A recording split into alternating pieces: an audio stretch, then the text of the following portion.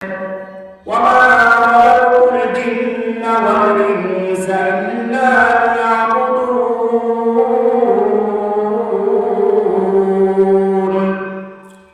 মহান আল্লাহ রাব্বুল আলামিন আমাদেরকে পৃথিবীতে সৃষ্টি করেছেন কেবলমাত্র জিন এবং জাতিকে সৃষ্টি করেছেন কেবলমাত্র মহান আল্লাহ রাব্বুল আলামিনের ইবাদত করার জন্য এই উদ্দেশ্য সৃষ্টি করেছেন।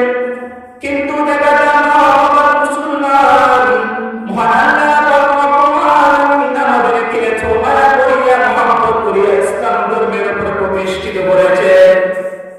এত বড় একটা নিয়ামত দিয়েছেন মহান আল্লাহ রাব্বুল আলামিন।